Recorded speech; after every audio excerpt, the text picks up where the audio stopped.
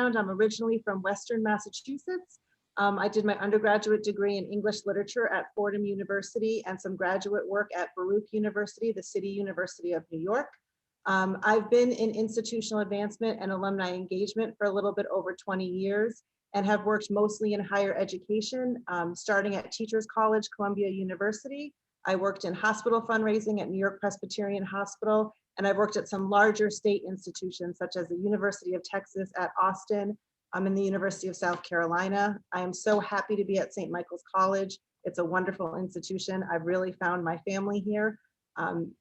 And so now it's my honor to introduce Marianne Harrison. She is the President and Chief Executive Officer of John Hancock, the US division of Toronto-based Manulife Financial Corporation. She is also a member of Manulife's executive leadership team. And just to start us out, Marianne, I was hoping that you could tell us a little bit about your career path and some of the roles that you had that led you to your current position as President and CEO of John Hancock. And again, welcome.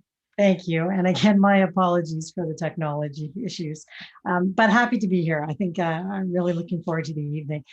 So my career certainly has not been, I guess I would say it's not a linear path. There's been lots of things that have happened in my career that have actually made it quite exciting from my perspective. It really started many years ago when I graduated from school. I went and joined a public accounting firm and I ended up getting my CPA. So I stayed with the public accounting firm for about 12 years. Great experiences, got to see a lot of different clients. The work was really interesting. And I actually thought I was going to be a lifer, to be quite honest, in public accounting. I enjoyed it so much. I thought I would end up being a partner there. But interestingly enough, something came up from a family perspective, and I ended up leaving there and went and joined the client that I was working mostly for, which was Canada Trust, which was a large trust company in Canada, and did that for a few years. And then they ended up doing an acquisition with TD Bank. And many of you probably know who TD Bank is, and worked for them in the finance world. So I was the chief financial officer in the wealth management business for about 4 or 5 years. And then from there, I actually went over to Manulife back in 2003. Great opportunity. I was the global controller for them for 5 years. And after about 5 years, I kind of said I wanted to try and do something different. You know, I've been in finance my entire career. I thought it would be fun to try something else. They took a chance on me, which was great because I'd never run a business before. They asked me if I was interested in coming to the US actually to run their long-term care business. Great experience. I'd never run a business before. I went in the spring of 2008. And of course, in the end of 2008, we all know what happened. The big crisis hit. Equity markets really tanked and interest rates were on the downslide. So it had a really big impact in the business. But what a great job. And it was such fabulous experience for me because I didn't know much about running a business. And all of a sudden I was trying out a whole bunch of different leadership techniques just to get things going because we were really running into some interesting challenges. And it was a great opportunity. I always say that's my most favorite job because I had so many challenges put in front of me and really turn those challenges into opportunities. So it was a great experience. And then I came back to Canada and ran our Canadian business for about 4 years. And I've been back in the US for 3 years running our US business now. I think, some of the things that you said really resonated with me when you talked a bit about not having a linear career path. I think so many times we go into a business or a certain field and we think we're going to stay in that field, and how life just really takes a lot of twists and turns. I had a very similar experience in the fact that I thought that I would stay in New York forever. And again, family situation called me somewhere else. And I realized that, you can step outside your comfort zone. You can try new things. It can really lead you to a different path than you didn't expect. Absolutely. And my situation was a family situation as well. It was quite kind of interesting. We lived in one city and we were moving to another city for my career. And at the last minute, someone locally offered me a job. And I went home that evening and I said to my husband, "You'll never guess what happened." I said, "This Canada Trust offered me a job." And his response to me was, "Oh," he said, "thank God." He said, "I didn't want to move." And I said, "What?" I said, "Were you going to tell me that?" And it was quite funny. And we talked all weekend, and needless to say, husband won out over job and I ended up leaving. And it's funny because I really had thought I wanted to be a partner all my career, and I would not change anything. I have no regrets whatsoever. And I think my career just expanded and went into so many different places that it never would have done had I stayed on that linear path. And that's one piece of advice I always give people. And it's, don't try and plan everything out. If you try and plan everything and be very specific about everything, you're going to miss out on so many opportunities. So I really do stress that. And I know it's hard for college kids too, because, it seems like you're always planning. You're trying to figure out what college you want to go to. You're trying to figure out what summer jobs you want. And then you have to make the decision around the major that you want to make sure is where you want to go. And then you have to pick your job. And I know it's really, really hard. And you have to be careful not to get caught up in too much of that planning. I do say that, however, I do have a daughter that goes to St. Mike's, and Jenna, I'm always telling her, you got to plan everything. You got to get it all planned out. So hopefully she's not listening to this part when I say you don't have to plan everything, but I really do believe that you have to be careful not to try and plan out too much. Thank you. You mentioned a little bit in some of your roles, some of your challenges and some of your successes. Can you maybe expand a little bit about some of your experiences in your current role that you would consider a challenge or a success? Absolutely. And I might actually take you back a little bit in terms of probably the biggest challenge that I found when I was working. And that was having a family and working at the same time. And it was interesting when I was in public accounting. I tell this story often, that after I had my second child, one of the partners took me aside and said, you realize if you really do want your career to expand, you really can't have any more kids. And I was mortified. And I thought, oh my gosh, did he just say that to me? And 3 months later, I was pregnant again. And yet I had another one after that. So I have 4 kids.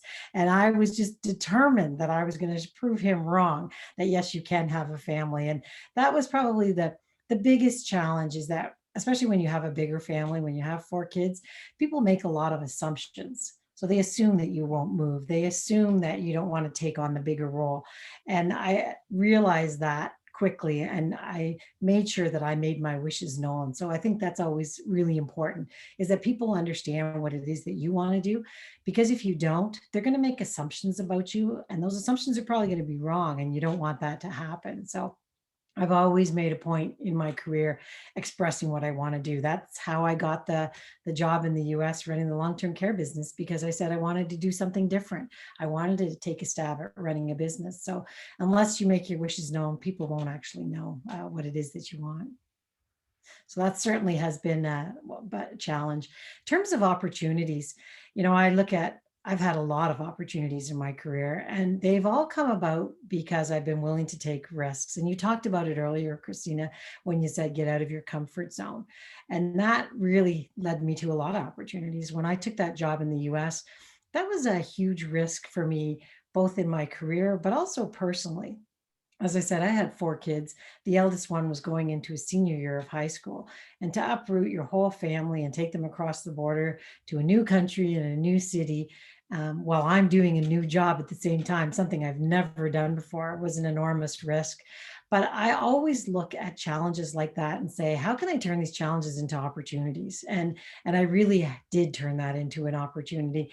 And similar to when I was saying that, the crisis of 2008 and 2009, I didn't sit back and just get bogged down in the challenges that were there. We really looked to see, okay, this is an opportunity for us to move forward. How do we do that? So I think it is looking differently at those challenges that get put in front of you, and turning those challenges into opportunities. And just to kind of piggyback a little bit about what you said about being a working mother. I also have 3 children. So I have 3 children, 6-year-old twins and an 18-year-old who's looking at colleges right now. And I've realized a bit throughout my career is this stigma might not be the word, but maybe what people expect out of a working mother. So I found a lot of, if I work late into the night, oh, don't you have to go home to be with your kids? Or, how are your kids? Or, oh, did you miss his soccer match? Or, whatever that may be. And for me, it was really learning to look deep within yourself and understand that maybe not your family or your life might not be what other people expect it to be.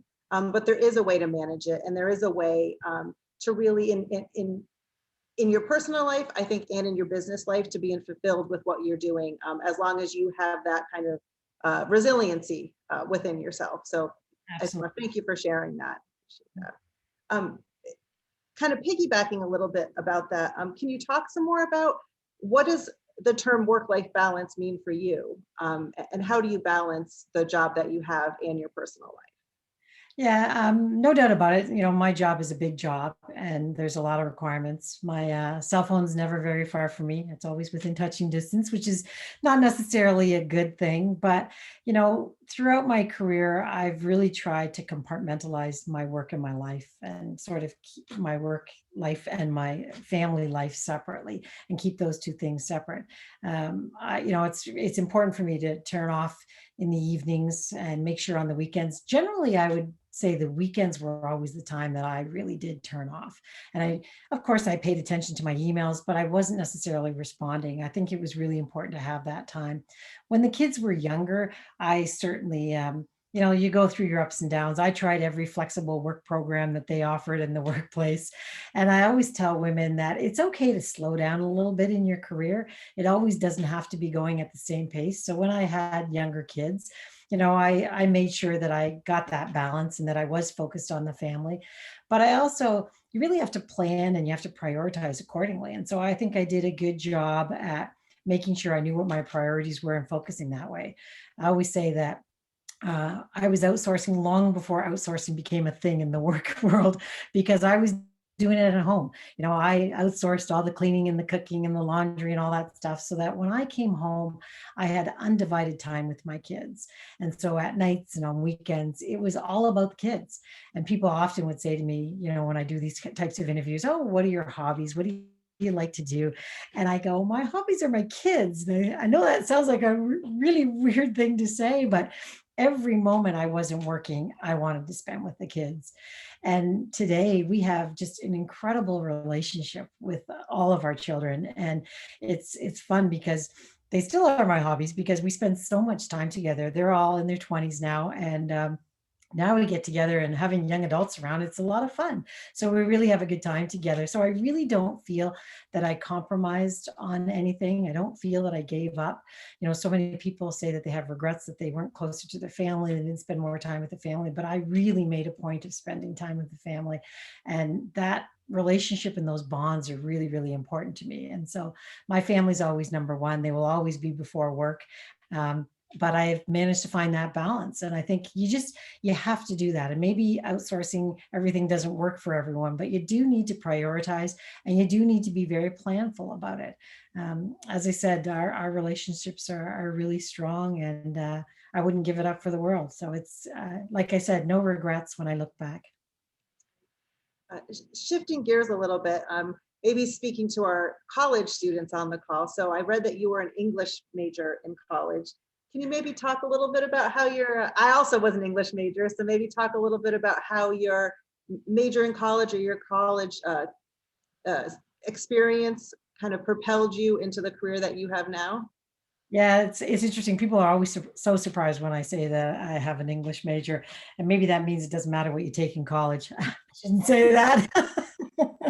But in reality, I loved English. English was great, but I also knew that I didn't want to have a career in English. So that was why it was my major because I really enjoyed it.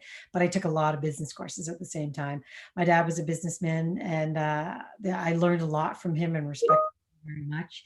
And he really got me down the path of the CPA. So I would say that the English major was more out of love of doing it. However, I will also say that having a major and being a business person is incredibly helpful.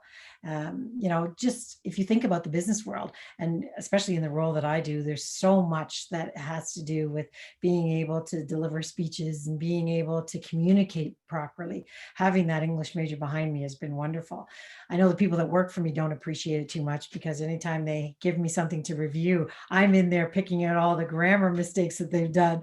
And my head of communication said the other day, I get so so nervous when I give her anything because I know she's an English major. She's going to find everything. But it actually has been a great combination. English and business actually was a really good combination to have. And I think very, very powerful. But I do think that no matter what you take, I think that there's so many opportunities when you get into the workplace I think that your career can go in any direction. Well, I have a feeling some of my colleagues on this call probably feel the same way about me when they have me read over some of their letters and some materials as well. So, see, everyone, I'm not the only one. A question from one of the people watching. Do you have any mentors, or did you have mentors coming up through your career that you could talk a bit about? Yeah, interestingly enough, I did not have any mentors, but I did have a lot of colleagues that I feel really comfortable talking to. And they weren't necessarily mentor relationships. And I think networking is really important. I think no matter where you are, where you go, talking to more people, just bouncing ideas off of people. It doesn't necessarily have to be a mentor-mentee relationship. I think just having people that you can talk about your career, and somebody that you feel comfortable communicating with. And that's why I'm always encouraging people to make sure that they're networking a lot and talking to different people and getting different perspectives. I know there's a lot of, John Hancock, we have a lot of formal mentor-mentee programs as well. And I think they're probably more common today than they were 20, 30 years ago or 30 years ago when I was going through sort of in my younger years. I think that is more common. And I think we just did it because that was the right thing to do in terms of networking. But I do think it is good to have people that you can talk to and bounce your ideas off of, for sure. So whenever you get those opportunities, I think that you should look for those opportunities in the workforce. Yeah, I think that's a really good point, right? So there's the formal mentor and mentee relationship, and there's also people throughout your career who you might not have had that formal relationship with, but you know that you can always bounce ideas off, you can call, you can, and they've really affected the way that you fit in your role through the years. So I think that's a really great point. Yeah, I have a boss in the US the last time I was here who no longer works for John Hancock, who I still talk to frequently. And those relationships are great relationships to have. And it's just somebody who understands the perspective, not directly inside the organization anymore. So it gives you a good perspective and makes sure that you're balanced as well. Uh, Another kind of question, I guess, for a lot of our college students would be, is there a piece of advice you wish you had received when you were about to graduate from college that you could give to our students? Yeah, I think it would be back to what I said earlier about not trying to plan everything. Don't try and lay everything all out at once, and make sure that you take risks and really challenge yourself. Uh, Especially, and I'll talk a little bit to your female audience for a moment, and I don't want your male audience to take this the wrong way, but a lot of times when people are looking at job opportunities, men will raise their hands a lot of times when they don't necessarily have all the qualifications for the job. And they'll say that they're interested in the job and they'll go and apply for it. Whereas a woman will get the job description and look at every single criteria on there and go tick, tick, tick, tick. Oh, I'm missing that one. I can't apply. And I always say to women, I said, that's the wrong way to look at it. You always want to grow and develop in your career. And so every job you take should be a learning opportunity for you. So you should not have every last thing there. But women are pretty self-critical of themselves on their own. And I think that that's something that I give advice to the women is that, you don't have to tick off every single box. You should be trying to look for opportunities where you can grow and you can develop. And so that's where women are different than men. And I think that it could be a confidence issue sometimes that women don't feel quite as confident as the men do.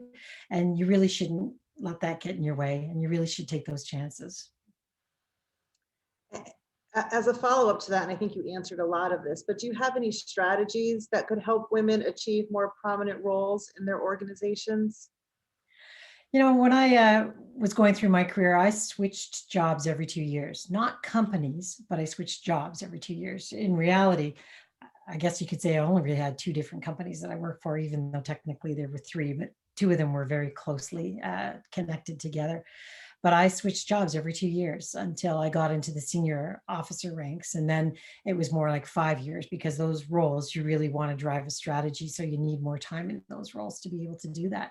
But I think that for me, it was about having breadth of knowledge versus depth of knowledge. And so I really wanted to have a lot of different experiences. And that's where switching roles every couple of years was good, was really good for me. And to me, it's funny, people ask me all the time, is this always what you aspired to? Did you want to be a CEO? And I would say, oh, no way. I never even crossed my mind that I would ever be a CEO of a company. Really, it was always, I've got the job. I'm going to do the best that I can do. And once I do the best that I can do, I kind of get bored and say, okay, what's next? I want to learn something new. So it was all about learning something new for me. And usually that was every 2 years. So every 2 years, I kind of get to the point where I feel, okay, I've mastered it. Let's move on to the next thing. And what that managed to do is just keep moving me up the hierarchy as well. And I don't think, by the way, that people should have the expectation that you only move up, that a lot of times you do need to move sideways to get some experiences. And that happened to me in my career as well. When I took that long-term care job, it was not in finance, so that wasn't something I was used to. It was brand new general management. And so I took a lateral move in order to do that, because I knew that was what I was going to have to do to learn something completely brand new. That was something I'd never done before. And that's okay. Sometimes people feel that you always have to be on this trajectory of moving up all the time. But I don't agree with that. I think that there are going to be times when lateral moves are really good moves for you, because they just help you get that breadth of knowledge and open it up to you. So I would say, continually learning, continually challenging yourself with new opportunities is a good way to continue to move forward in the ranks as well. Yeah, I really appreciate you mentioning that lateral move, because so many times that's something that's instilled in you not to do. I also took a lateral move, and part of that was moving to a new city, but part of that was learning a new skill set. And if I hadn't taken that lateral move, I would not be in the position that I am today. And I'm pretty adamant about that. So I think that's a great point. Yeah, likewise with me. A few kind of last questions before we take some questions from our guests. And I want to shift gears a little bit and talk about the pandemic.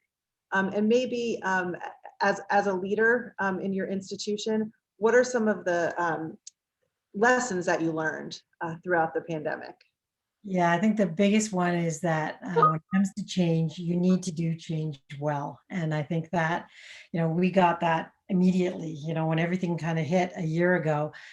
Basically, we took 5,000 employees, and literally overnight they were working from home. So I sent out a note at 5 o'clock on a Thursday night, and I said, starting Friday morning, everybody's working from home. And so being able to take 5,000 employees and all of a sudden adjust them all to a home side was a real adjustment for all of us. But it actually went relatively smoothly, which was wonderful to see. But through the pandemic, there's lots of things I think that came up. One, again, is looking for opportunities at the same time. So for us, we had implemented a lot of digital tools over the previous couple of years. And it was interesting, we didn't get a lot of people taking us up on the tools.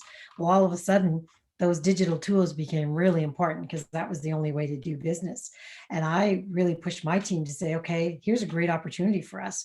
Let's get more of these digital tools out there so that we can actually engage people and just continue to move our business forward.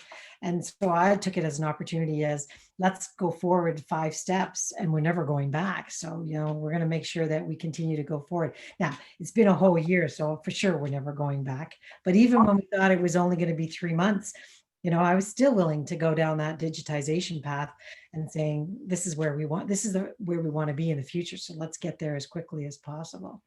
Another really interesting lesson was, everybody all of a sudden is from home. All of a sudden, the whole culture and the connections and, just the way people interact has changed. Everybody's now looking at a computer screen all day long.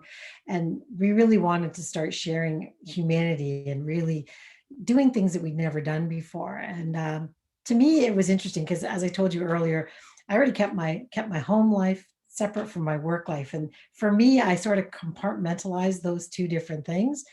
And all of a sudden, we were being asked to start sharing our home life with our work people. And that was that was interesting for me and hard for me initially. But we really wanted the employees to see that, hey, we're all in this together. So I was taking videos of me in my home office so that people could get a sense that, hey, I'm working out of a little cube just like everybody else is, stuck in the corner of my house. And one Saturday night, they asked, my communications people said, will you take a video of what you and your families do on the weekend? And so on Saturday nights, tradition for us, every Saturday night is pizza night. And so all the kids were around, actually. It was a lot of fun. So I took video of everybody making pizza on the Saturday night. It was a little awkward at first because you really are bringing all your employees in your home. They loved it. They absolutely loved it. They thought it was great. I got so many emails saying, oh yeah, we're starting pizza night on Saturday nights. Someone actually sent me a pizza roller that said Harrison's Saturday night pizza night. So it was actually a lot of fun. And I think we realized that you had to do a lot more of that. You had to really be human for everyone that was there. It's you don't have those interactions in the office anymore where you're bumping into people. And so how did you get that online? And so we did a lot of that, and we did a lot more town halls. I was doing weekly videos, which if anyone knows me, they know I hate the camera. So having to do weekly videos was not my idea of fun, but we turned it into fun. We had workouts where everybody was joining in and trying to do a lot of those things just to connect people even more so. We have a lot of people as well that have young families, and I really feel for them because this is really hard. They have kids that are trying to homeschool, they're trying to do the work at the same time. So we actually started camps. Summer we had a Manulife camp where these people could take their kids to a camp online so that the kids would be engaged, and we have after school programs online for the employees' children as well. So we're doing a lot of things that are sort of completely outside the box from anything we would have ever done if we were in the office. But all of those things I think have been really important to help us through the pandemic. It's been interesting to me. We have a very close team in my office at St. Michael's, and it's a small team.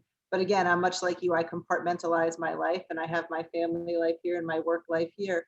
And for me, it was really getting out of my comfort zone. Like you said, I'll never forget when I was on a Zoom and I had a picture of my kid, and the person said to me like, "Oh my God, your kids really do exist." Like it just made me think like, yes, I really do compartmentalize my life. And for me, again, having people come inside my home was a little bit out of my comfort zone. But now I think it's helped us grow a lot as a team. Yeah, and my management style is very open with my team. So I've got 14 people that report into me, and being on Zoom calls, and all of a sudden a young child comes running in, and the mother's going, no, no, no. And I go, no, no, bring him in. Come on, I want to meet him. Bring him into the call. He comes in, I start talking to him, and that's what we have to do, right? Because you have to make everybody feel comfortable that it's okay if your child comes running in and waves to the camera and wants to talk. I don't mind at all. And those are the things we have to be flexible with. And we've been very flexible on work hours too. Our attitude has been work when you can work, don't feel it has to be 9 to 5. If you need to be with your kids, be with your kids and work at different hours. So we've had to adopt and be very flexible, but it's working. That's great. Yeah. And just before I start taking some more questions from people, I think it's a nice segue into asking you what you think, what trends you're currently seeing in corporate leadership as it relates to women in the pandemic. How have you seen that change? Yeah, it's interesting. Women in leadership roles, it's been improving, right? I think there's about 34 CEO women in the Fortune 500, which one might argue out of 500, that's not very many. But in 2000, there was only 2. So I think that we are moving along. I do worry about the pandemic, however. We've seen lots of surveys and statistics out there saying that there's 2 million women have left the workforce because they're trying to deal with childcare at the same time of working, and they just can't. And then another stat I saw was 1 in 4 women have considered leaving the workforce just because they're finding it too much. And so I do worry about that. I think that we were on a nice trajectory and moving forward. At Hancock, we were actually doing quite well. Our employee base was almost 50-50 in terms of men and women.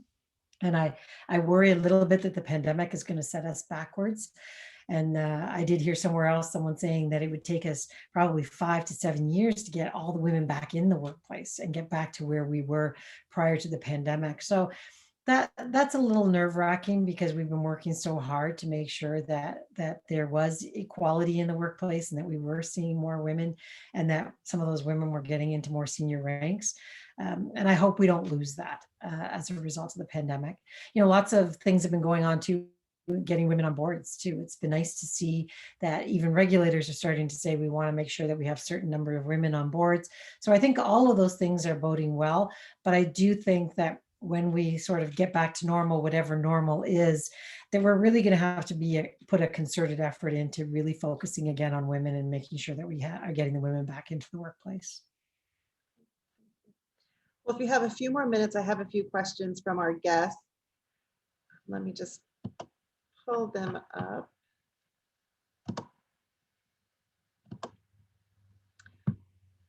Have you experienced any ethical dilemmas in your work? And if so, how have you handled Yeah, I have. Not surprising. Yeah, there's been a few situations, and I guess how I handle them is being very transparent and open and honest. I've had couple of uncomfortable situations, not anything personally that I had done, but as the leader, take responsibility for everything that goes on within the organization.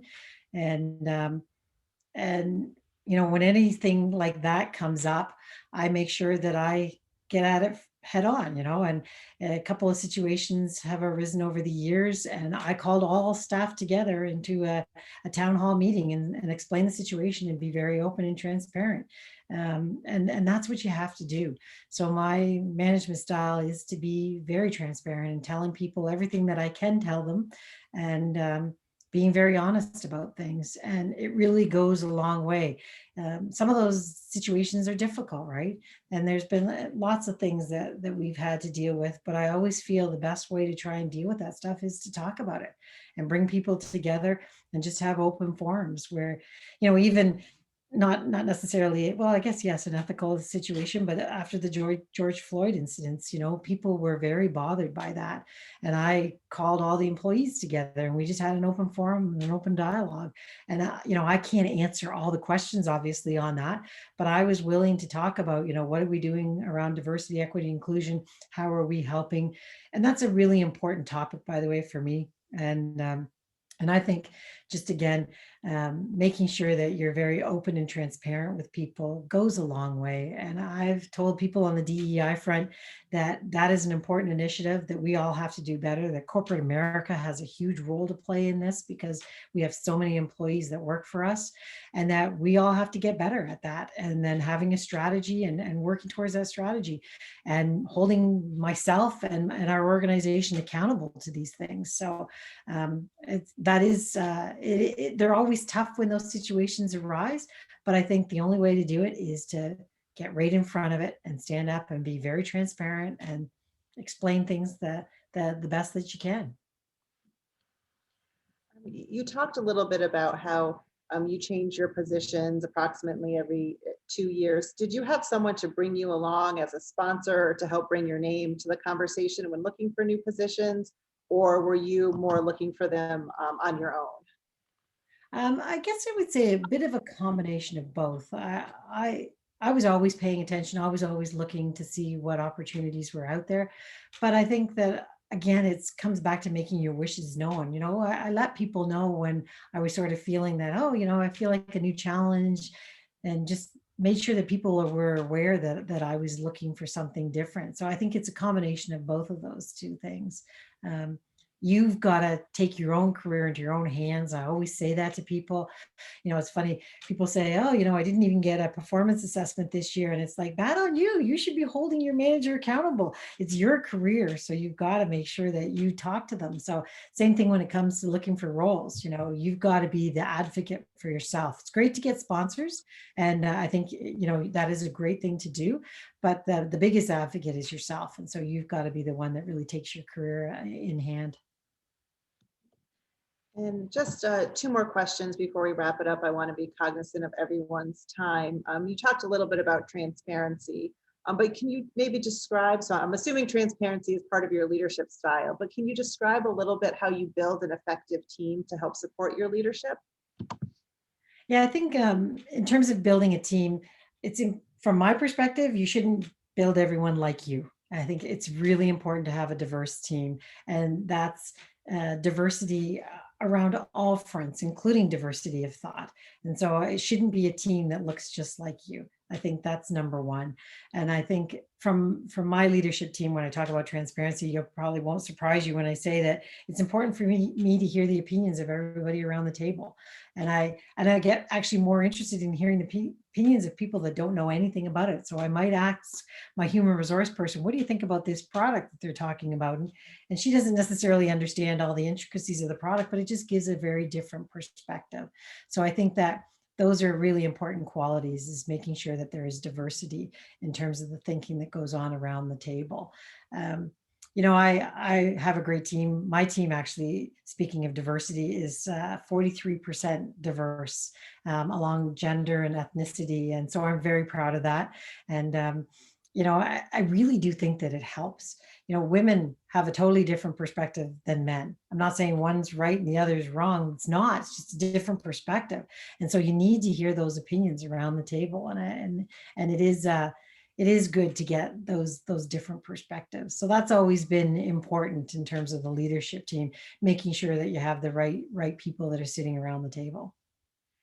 Yeah, and diversity of thought, I think, like you said, is so important. I actually had a conversation with my colleague the other night about how one of the greatest people that I've ever worked with, we were polar opposites. They used to call us the odd couple. People could not believe that we just had such great conversations, that we worked well together, that we were so successful. And a lot of times, even still now, I haven't worked with him in over 8 years. Sometimes I'll call him and say, hey, can I get your opinion on this? Because that diversity of thought, I think, is so important. For sure. Yeah. One last question is, what do you consider your biggest achievement? Oh, my children. But that one shouldn't surprise you.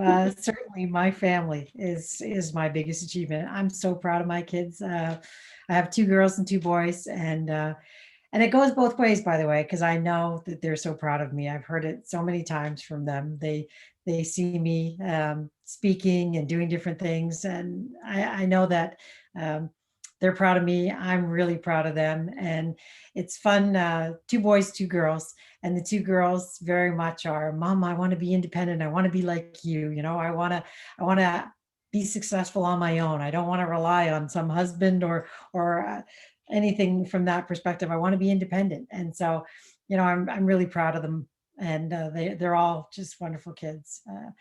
When I think of my work achievements, getting to where I am today, I think is a huge achievement for me. It's funny, when I got my job here in the US, it was interesting. I get down here and all the newspaper articles were Marianne Harrison, first female CEO of John Hancock.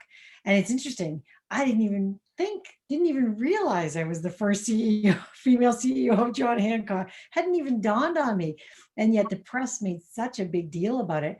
And it actually made me feel kind of awkward, to be honest, until I realized that all the women that worked for me, they were so proud of this, right? They were so excited to have a female CEO in there. And so you really realize that you become a role model for so many people, and it is important there. So I think that also has been a big achievement for me as well, but definitely family. Well, I think we're about to wrap up. Before I have a few remarks at the end, but before I do, Marianne, thank you so much. Do you have anything else you wanted to say before we wrap up the evening?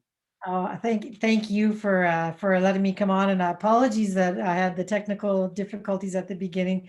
But for all the students out there, you know what? Just be the best person that you can be and get out there, take some risks, take a chance on yourself, and you will be very successful.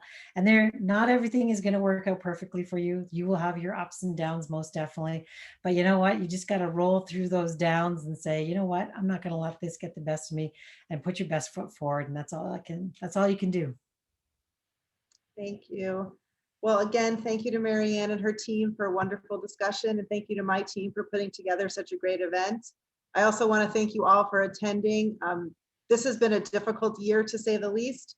But I hope after this evening, and this is particularly for the students, we can reflect on the power of St. Michael's education and the St. Michael's community. This year has truly shown that we are a family. We have shown strength. We have shown patience, bravery, compassion, and resilience. So let's hold on to our St. Mike's experience. Let's hold on to the St. Mike's family, and have a great evening. Stay in touch, and I look forward to seeing you all in person soon.